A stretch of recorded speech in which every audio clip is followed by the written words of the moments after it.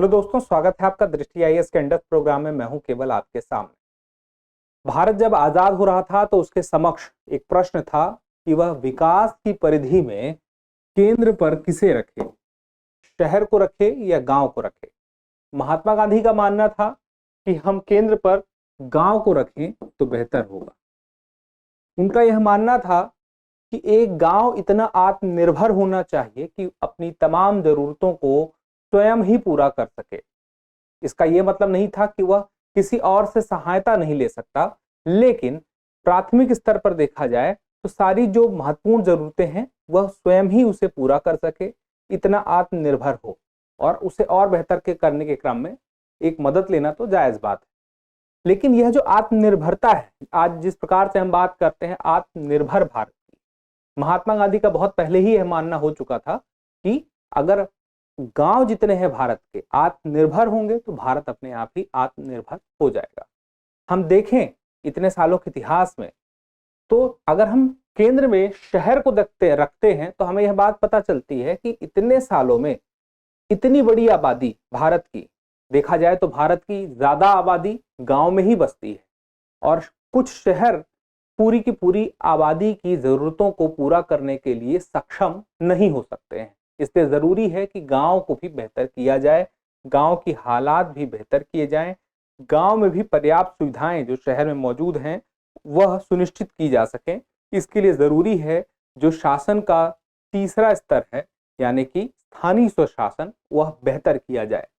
इसीलिए आज हम यानी कि 24 अप्रैल को, अगर आप 24 अप्रैल के बाद देख रहे हैं तो यह जान लीजिए कि 24 अप्रैल का यह वीडियो है जिसमें बात बताई जा रही है 2023 में कि जो स्थानीय स्वशासन को लेकर जो पंचायती राज है, से संवैधानिक दर्जा मिला, उसके 30 वर्ष पूरे हो चुके हैं।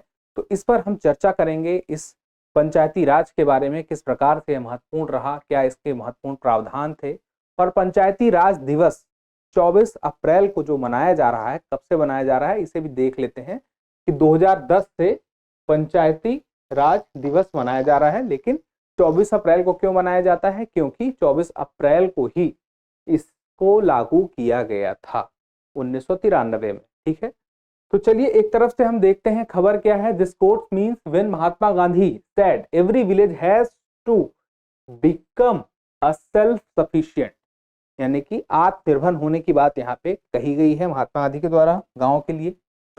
पूरी के पूरी इस खबर को हम कुछ बिंदुओं के माध्यम से समझेंगे। चर्चा के बिंदुओं में सबसे पहले हुआ कि चर्चा में यह बात है क्यों। जैसे मैंने आपसे बताया कि पंचायती राज दिवस 24 अप्रैल को हर साल 2010 से मनाया जा रहा है, उसी क्रम में इस साल भी मनाया जा रहा है, इसी वजह से चर्चा में है। और पंचायती राज होता क्या है, इसे हम मोटा मोटा समझ लेते हैं कि क्या है पंचायती राज। फिर हम देखेंगे पंचायती राज का ऐतिहासिक विकास किस प्रकार से रहा।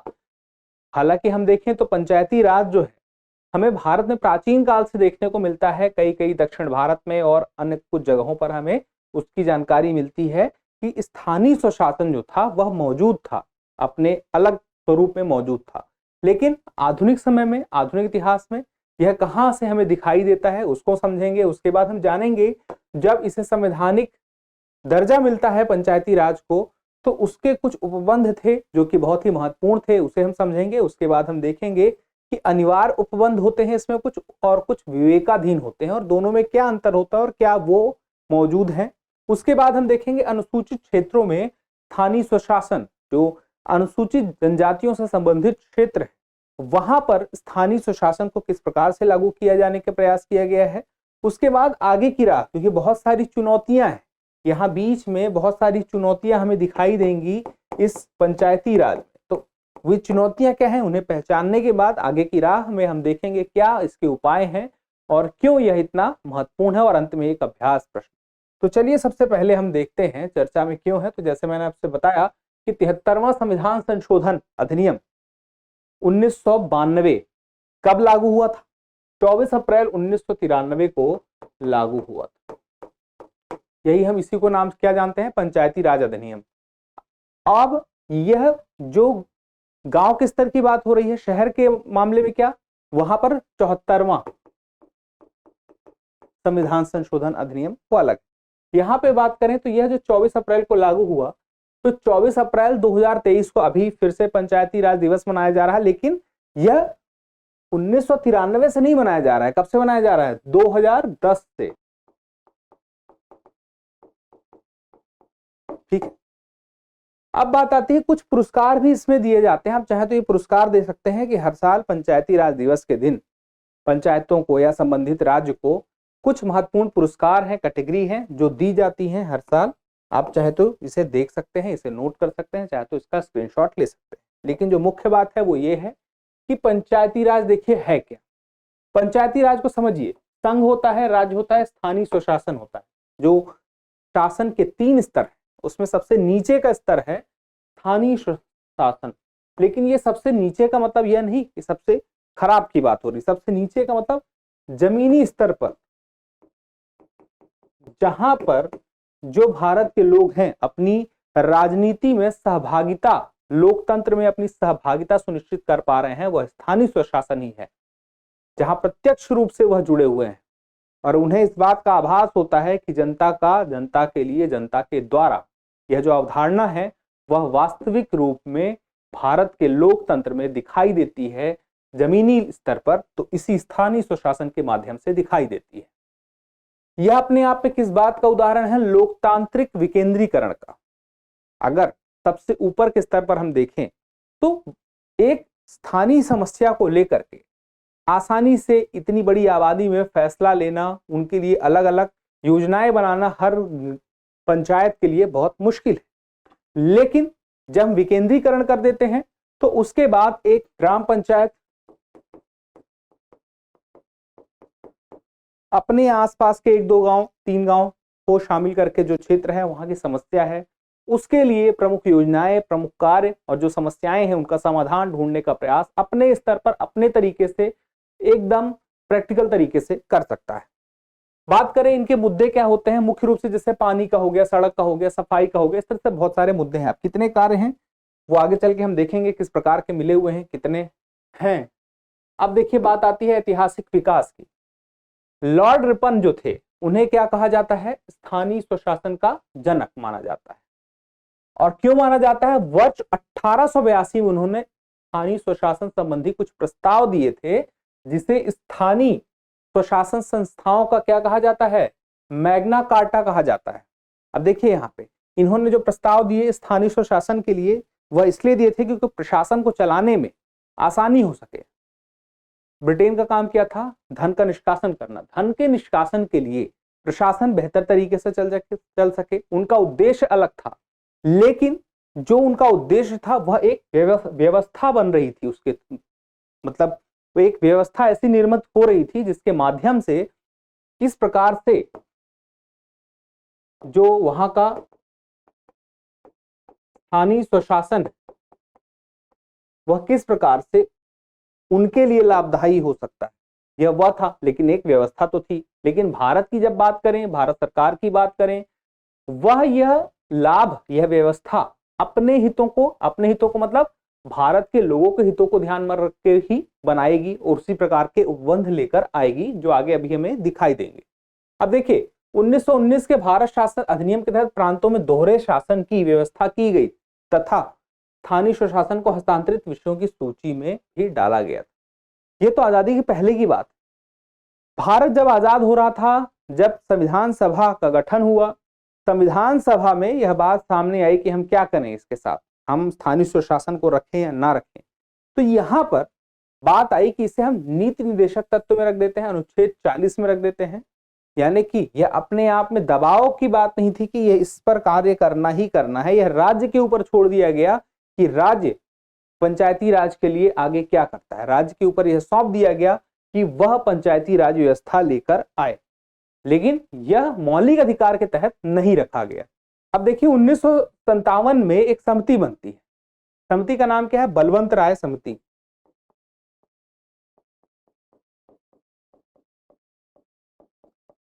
बलवंत राय समिति जो 1957 में बनती है वह बात कहती है कि त्रिस्तरीय पंचायत होनी चाहिए। त्रिस्तरीय पंचायत मतलब एक ग्राम स्तर पर होगी, एक मध्यवर्ती स्तर पर होगी और एक जिला स्तर पर। मध्यवर्ती मतलब जिसे हम ब्लॉक लेवल भी कह देते हैं।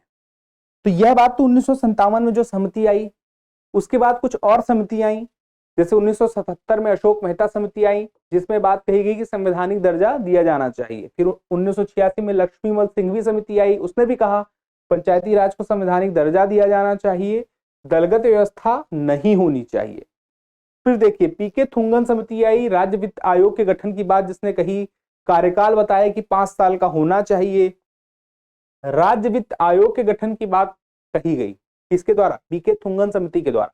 अब देखिए शुरू में बलवंत राय मेहता समिति आ चुकी थी जिसने कहा था कि त्रिस्तरीय पंचायत होना चाहिए, वह बात मानी भी गई। 1958 में राष्ट्रीय विकास परिषद ने बलवंत राय मेहता समिति की सिफारिशें स्वीकार करी और उसके बाद क्या होता है, 2 अक्टूबर 1959 को राजस्थान के नागौर में, जो वहां के उस वक्त यानी कि पूरे भारत के तत्कालीन प्रधानमंत्री जवाहरलाल नेहरू थे, उनके द्वारा क्या किया गया, पहली त्रिस्तरीय पंचायत का उद्घाटन कर दिया गया। लेकिन चूंकि अभी इसे संवैधानिक दर्जा नहीं मिला था, इसी के लिए समिति बनाई गई और यह जानने का प्रयास किया गया जरूरी है कि नहीं, और जरूरी था भी, क्योंकि संवैधानिक दर्जा मिलने से एक मोटा आइडिया लग जाता है, समझ में आ जाता है, कुछ उपबंध निश्चित हो जाते हैं कि ये कार्य होना जरूरी है, इस प्रकार की व्यवस्था का होना जरूरी है, क्योंकि हर राज्य अपने अपने हिसाब से फिर व्यवस्था बना देगा, काफी बड़ा अंतर देखने को मिलेगा।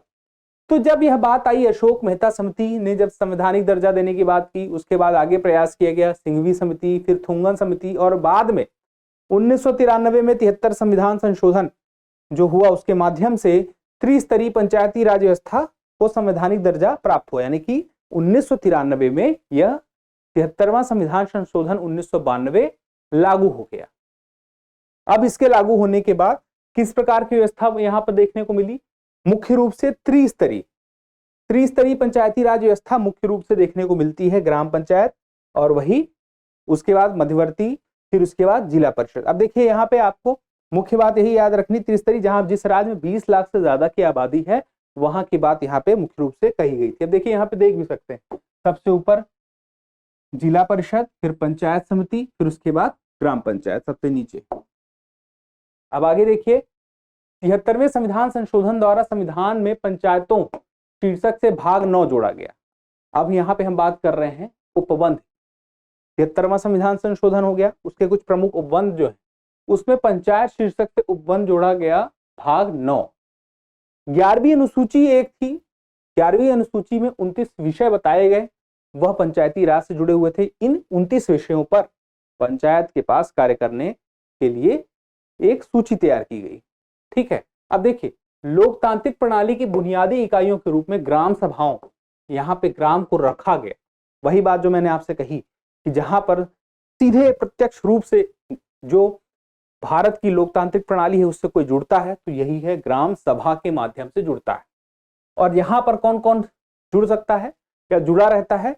जो भी मतदाता के रूप में पंजीकृत वयस्क सदस्य होगा ग्राम सभा का, वह सीधे इस तरह से जुड़ा हुआ है। अब यहाँ पे देखिए वही बात, राज्य की जनसंख्या 20 लाख से अधिक तो त्रिस्तरीय पंचायती प्रणाली होगी। 243 बी में यह बात साफ साफ कही गई। सभी स्तरों पर सीटों की प्रत्यक्ष निर्वाचन द्वारा भरा जाएगा। कहां पर नहीं भरा जाएगा आगे बात कर लेंगे, अभी फिलहाल के लिए सभी सीटों पर प्रत्यक्ष निर्वाचन सदस्यों के लिए यहाँ पे बात हो रही है। ठीक है, अब उसके बाद आरक्षण की बात करें, देखिए अनुसूचित जातियों और अनुसूचित जनजातियों के लिए सीटों का आरक्षण किया गया है तथा सभी स्तरों पर पंचायतों के अध्यक्ष पद भी जनसंख्या में अनुसूचित जाति और अनुसूचित जनजाति के अनुपात के आधार पर आरक्षित है। सदस्यों की बात करते हैं तो वहां पर अनुसूचित जाति जनजाति के लिए आरक्षण है। उसके अलावा जब अध्यक्ष की बात करते हैं तो वहां पर भी जनसंख्या के मुताबिक आरक्षण मिलता है। अब कुल जो सीटें हैं उसकी 1/3 सीटें महिलाओं के लिए, अनुसूचित जाति जनजाति हो तो वहां भी 1/3 सीटें महिलाओं के लिए और कुल सीटों का भी 1/3 महिलाओं के लिए देखने को मिलेगा। जो उपबंध है वह 243 डी में है, यह बात भी आपको देखने को मिल रही है। इसके अलावा कार्यकाल देखिए 5 वर्ष का होता है, लेकिन उसके अवधि समाप्ति के पहले भी पंचायत भंग हो सकती है और पंचायत अगर भंग हो जाती है तो 6 महीने के भीतर ही चुनाव करा लिए जाएंगे। यह बात भी साफ साफ दर्ज है संविधान में। ठीक है, संविधान जो संशोधन हुआ 73 उसी में ये सारी बातें लिखी हुई हैं। मतदाता सूची के अधीक्षण निर्देशन नियंत्रण के लिए प्रत्येक राज्य में क्या होगा? स्वतंत्र चुनाव आयोग होगा। तो अब देखिए स्वतंत्र चुनाव आयोग की बात राज्य में कहां हुई है? 243 के में हुई है, याद रखिएगा। उसके बाद पंचायतों की शक्ति की बात करें तो 11वीं अनुसूची में जो वर्णित विषय हैं 29 हैं, उनके संबंध में आर्थिक विकास और सामाजिक न्याय की योजना। अब वो विषय कौन कौन से हैं आगे मैं आपको दिखाऊंगा, उस पर चर्चा कर लेंगे। अब उसमें देख लेंगे कितना अधिकार प्राप्त है कितना नहीं है, राजस्व का स्रोत भी बताया गया है। अब ये स्रोत तो बता दिया गया है, लेकिन राज्य के ऊपर भी बहुत सारी चीजें छोड़ दी गई हैं कि इसमें कितना, किस राज्य ने किसी राज्य की स्थानीय स्वशासन के लिए कितनी छूट दी है, कितने उपबंध दे दिए हैं कि हाँ आप इस प्रकार से यहां से धन प्राप्त कर सकते हो। जैसे बात करें वैसे कि क्या क्या स्रोत हैं, देखिए निम्नलिखित है। पहला क्या है, राज्य के राजस्व से बजटीय आवंटन, ये तो राज्य का राजस्व होगा वहां से। उसके बाद कुछ करों के राजस्व का हिस्सा, राजस्व का संग्रह और प्रतिधारण, जैसे कुछ ऐसे प्रकार के हो सकते हैं, पथकर हो गया, वो किसके द्वारा लगाया जा सकता है, इनके द्वारा, उनका एक हिस्सा मिल जाए। अब देखिए यहाँ पे देखिए प्रत्येक राज्य में एक वित्त आयोग का गठन करना। अब वित्त आयोग की बात क्यों गई है, क्योंकि वित्त आयोग जो है वह यह देखेगा पंचायतों के बीच में जो धन का आवंटन है वो किस प्रकार से होगा, किसी खास वजह से किसी को ज्यादा की जरूरत है, कम की जरूरत है, कहीं पे कुछ बढ़ाना है, कम करना है, कितना धन का आवंटन करना है, कितना ठीक रहेगा नहीं रहेगा, बहुत सारे ऐसे कार्य होते हैं जो क्या करेंगे, यही वित्त आयोग के द्वारा किए जाएंगे। ठीक है। अब देखिए 11वीं सूची में जो शामिल विषय हैं ये सारे के सारे विषय हैं, 29 विषय हैं। आप चाहे तो देख सकते हैं, चाहे तो स्क्रीनशॉट लगा सकते हैं, कोई दिक्कत नहीं है। लेकिन अब जैसे एक बार के लिए देखिए, कृषि हो गया, कृषि विकास, भूमि सुधार कार्यान्वयन, चकबंदी और भूमि संरक्षण, लघु सिंचाई, जल प्रबंधन, पशुपालन, डेयरी उद्योग, मत्स्य उद्योग, ये सारी चीजें आपको दिख जाएंगी। आप रिलेट कर पाएंगे कि ग्राम से किस तरह से ये जुड़ी हुई हैं। अब देखिए आगे अनुसूचित क्षेत्रों में स्थानीय स्वशासन की बात भी आती है। अनुसूचित क्षेत्रों में स्थानीय स्वशासन के लिए पेसा अधिनियम 1996 आया। क्या था ये, पंचायतों से संबंधित संविधान के भाग 9, यही पंचायती राज में जो प्रावधान थे वह अनुसूचित क्षेत्रों में उन्हें बढ़ाया जाए। अनुसूचित क्षेत्र जहां पे अनुसूचित जनजाति बाहुल्य क्षेत्र है उसे अनुसूचित क्षेत्र कहा गया। उस क्षेत्र में जहां पर वे पारंपरिक रूप से रह रहे हैं वहां पंचायती राज व्यवस्था को विस्तार दिया जाए। वहां पर अलग किस्म की पंचायती राज व्यवस्था न हो, क्योंकि ये जो अनुसूचित क्षेत्र में लोग रह रहे थे वो अपनी व्यवस्था के थ्रू रह रहे थे, उनका अपना एक शासन की व्यवस्था थी अपने स्तर पर, उसी को बेहतर करने का प्रयास किया गया। अब देखिए इसके तहत 10 राज्यों को शामिल किया गया। 10 राज्य कौन से, आंध्र प्रदेश है, छत्तीसगढ़, गुजरात, हिमाचल प्रदेश, झारखंड, मध्य प्रदेश, महाराष्ट्र, उड़ीसा, राजस्थान और तेलंगाना ने 5वीं अनुसूची के क्षेत्रों को अधिसूचित किया। ये 10 के 10 राज्य हैं जिन्हें इसमें शामिल किया गया है। सारे इसमें से नहीं, जहां पर कई जिले हैं, अधिकांश जो जिले हैं जो इसके अनुसूचित क्षेत्र से आंशिक या पूरी तरह से आते हैं उन्हें यहाँ पे कवर कर लिया गया है। तो इस प्रकार से देखा जाए तो पेसा अधिनियम ने पंचायती राज व्यवस्था का और विस्तार कर दिया। अब रहने की बात करें कि इस पेसा अधिनियम के रहने के पीछे की क्या वजह है, क्यों लाया गया, सीधी सी वजह है लोगों के लिए ग्राम सभाओं के माध्यम से स्वशासन। कहां पे, अनुसूचित क्षेत्रों में लोगों को भी ग्राम सभा के माध्यम से स्वशासन का मौका मिले, वो भी भारत की इस पूरे जो भारत का गणतंत्र है, जो भारत का लोकतंत्र है, उसमें अपने आप को शामिल कर सके। अब देखिए अनिवार्य और विवेकाधीन उपबंध की कुछ मैंने बात की थी।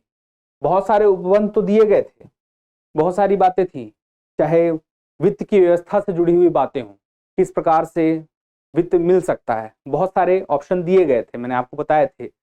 जो राज्य का बजट है वहां से मिल रहा है, उसके अलावा और भी चीजें हैं, करों की बात कही गई थी और सी बातें थी। लेकिन उसी प्रकार की बहुत सारी बातें जो अनिवार्य में आती हैं, कुछ अनिवार्य में नहीं आती। तो क्या है, ग्राम सभा का गठन करना एकदम अनिवार्य है। 3 स्तरों पर पंचायत का गठन करना, अगर राज्य की जनसंख्या 20 लाख से ज्यादा है तो अनिवार्य है। प्रत्येक स्तर की पंचायतों के लिए सभी सदस्यों के लिए प्रत्यक्ष चुनाव होंगे। देखिए सदस्यों की बात कर रहा है, प्रत्यक्ष चुनाव होंगे, लेकिन जो मध्यवर्ती और जिला स्तर के अध्यक्षों के लिए अप्रत्यक्ष चुनाव की प्रणाली रहेगी। ये बात भी एकदम अनिवार्य है। उसके बाद अनुसूचित जातियों और जनजातियों के लिए उनकी जनसंख्या के अनुपात में आरक्षण की व्यवस्था। अब देखिए यहाँ पे विवेकाधीन में अगर आप देखें तो विधायकों तथा सांसदों को मध्यवर्ती और जिला स्तर की पंचायतों में सदस्यता देने या ना देने की शक्ति है। ठीक है। उसके बाद देखिए अन्य पिछड़े वर्गों को आरक्षण देने या ना देने का निर्णय। अब यहाँ पे एससी और एसटी की बात तो अनिवार्य में कही गई है, लेकिन ओबीसी की बात कहाँ कही गई है, विवेकाधीन में। कुछ राज्यों में ऐसा किया गया है कि ओबीसी वर्ग को भी, अन्य पिछड़ा वर्ग को भी आरक्षण दिया गया है। अब आरक्षण महिलाओं की बात करें तो अनिवार्य रूप से देखा जाए तो 1/3 आरक्षण की बात कही गई, लेकिन बहुत सारे ऐसे राज्य हैं जिसमें विवेकाधीन उपबंध के तहत उन्होंने 1/3 से ज्यादा 50% तक का भी आरक्षण दिया है। यह तय करने की शक्ति किसकी एक तरह से है, राज्य की है। इसके अलावा महिलाओं को कम से कम 1/3 आरक्षण की जो मैंने बात की वह किस प्रकार से है कि जितने भी आरक्षण मिल रहे हैं, चाहे एससी वर्ग से हो, एसटी वर्ग से हो, ओबीसी वर्ग से हो, सब में 1/3 आरक्षण मौजूद दिखाई देगा। उसके बाद चुनाव अगर 5 साल के अंदर पंचायत भंग हो जाती है तो 6 महीने के अंदर, 5 साल का समय था, कार्यकाल पूरा नहीं हुआ तो 6 महीने के अंदर चुनाव हो जाएगा। ये किस में आ गया, अनिवार्य के अंदर आ गया। उसके अलावा राज्य निर्वाचन आयोग के गठन की जो बाध्यता है वह भी अनिवार्य है। याद रखिएगा, राज्य निर्वाचन आयोग का कहां से आता है उपबंध, आपको पता चल गया पंचायती राज से। ठीक है, वित्त आयोग के गठन की बात, हर 5वें वर्ष वित्त आयोग का गठन होगा, वह बात भी कहां आपको दिखाई देती है, इसी पंचायती राज में। उसके अलावा आप देखिए, चुनाव लड़ने के लिए न्यूनतम उम्र कितनी कही गई है, 21 वर्ष कही गई है। कंफ्यूज मत होइएगा, 25 नहीं है, 30 नहीं है, 21 है, 18 भी नहीं है। अब यहां पे देखिए, जो पंचायतों को 11वीं अनुसूची में निर्दिष्ट कार्य दिए गए हैं, उसमें देखिए कौन से कार्य सौंपे जाने हैं और कौन से नहीं, यह निर्धारित करने की शक्ति किसके पास है, राज्य के पास है। तो कहने को तो 29 कार्य हैं, लेकिन ये 29 कार्य नहीं मिलते हैं, राज्य अपने हिसाब से देखता है। क्योंकि बहुत सारी बातें सामने आती हैं कि जो स्थानीय स्वशासन की स्थिति बेहतर जिन राज्यों में देखने को मिलती है, वहां राज्य की इच्छा शक्ति भी देखने को, जो राज्य सरकार है उसकी इच्छा शक्ति भी बड़ी मायने रखती है। अगर दक्षिण भारत में देखा जाए स्थानीय स्वशासन की स्थिति, पंचायती राज की स्थिति कहीं कहीं पे देखने को बेहतर मिल रही है, तो उसके पीछे का कारण माना जाता है उन राज्यों की इच्छा शक्ति भी कुछ मामलों में बेहतर रही है। क्योंकि कहीं ना कहीं आप इन 29 कार्यों को अगर उनको सौंप रहे हैं, राज्य की जो पंचायती राज संस्थाएं हैं उन्हें आप दे रहे हैं, इसका मतलब आप अपने पास से वो कार्य लेकर उन्हें, जो आपके पास था अभी तक आप उन पे कार्य, आपका स्वयं हस्तक्षेप था, वो नहीं रह जाएगा।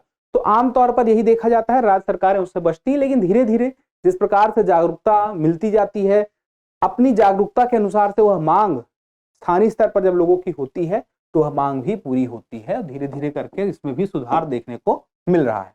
अब यह तय करना कि पंचायतों की वित्तीय स्थिति मजबूत करने वाली बात, यहां पर भी देखिए वही वाली बात है कि किन करों को दिया जाएगा, किन करों को नहीं दिया जाएगा, यह भी राज्य सरकार करती है। पंचायतों को कितना अनुदान दिया जाएगा, यह भी विवेकाधीन उपबंध है, अनिवार्य नहीं है। तो इन दोनों में अंतर आपको पता होना चाहिए। आगे की बात आती है, पंचायती राज व्यवस्था किन चुनौतियों का सामना कर रही है। अब देखिए, अभी मैंने जो विवेकाधीन और अनिवार्य उपबंध बताए थे, वहीं से बहुत सारी चुनौतियां देखने को मिलती हैं।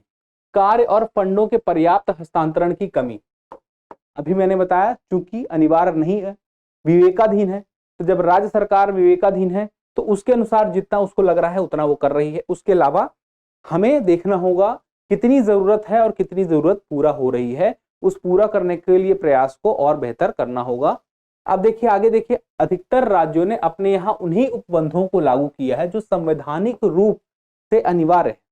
यही बात जो मैंने कही, अनिवार्य को तो सबने लागू कर दिया, जहां पे विवेकाधीन की बात आती है वहां पे राजनीतिक इच्छा शक्ति की बात सामने आती है। जितनी राजनीतिक इच्छा शक्ति रहेगी उतना ही विवेकाधीन उपबंध शामिल होता जाएगा और यह अपने आप में बेहतर होगा। अब देखिए एक और चुनौती आती है, राजनीतिक दलों की दखल अंदाजी। जो स्थानीय चुनाव हो रहे हैं, पंचायत के चुनाव हो रहे हैं, उसमें देखा जा रहा है कि राष्ट्रीय पार्टियां भी अपनी दखल अंदाजी, बड़ी बड़ी पार्टियां भी दे रही हैं। उससे क्या होता है, क्योंकि पंचायती राज के चुनाव में यह तय किया गया था कि राजनीतिक दलों को शामिल नहीं किया जाएगा, उनका दखल नहीं होना चाहिए, लेकिन हो क्या रहा है, उनकी दखल अंदाजी हो रही। तो इसे भी हमें दूर करने का प्रयास करना होगा। धन बल और बाहुबल का प्रयोग होने लगा है, चुनावी हिंसा होने लगी है। जिस प्रकार से आम चुनाव में, विधानसभा चुनाव में चुनाव की जो स्थितियां बनती हैं, जिस प्रकार का धन बल बाहुबल देखने को मिलता है, वह यहां पर भी हमें दिखाई देने लगा है। स्थानीय स्तर पर एक एक वोट के लिए अलग किस्म की कवायद चल रही है, अलग किस्म के साम दाम दंड भेद चल रहे हैं। इस बात का भी ध्यान रखना होगा कि ये सारी चीजें ना हो। शिक्षा का अभाव देखने को मिलता है।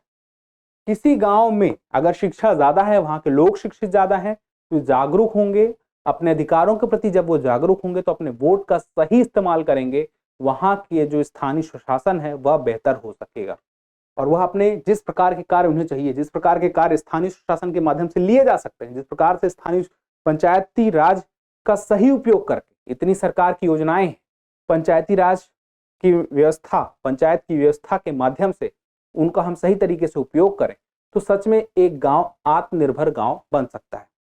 देखिए, एक बात आती है महिला आरक्षण की कि भाई महिला आरक्षण जो है ठीक ठाक देखने को मिलता है, लेकिन आपको ये देखना होगा कि जो प्रधानपति है, मुखिया पति है, यह भी सुनने को काफी आता है। यानी कि किसी सीट पर महिला का आरक्षण है और महिला जो है वह चुनाव लड़ना नहीं चाहती, लेकिन उसके पति ने चुनाव का फॉर्म भराया, चुनाव के लिए प्रचार कराया, चुनाव जीत गया।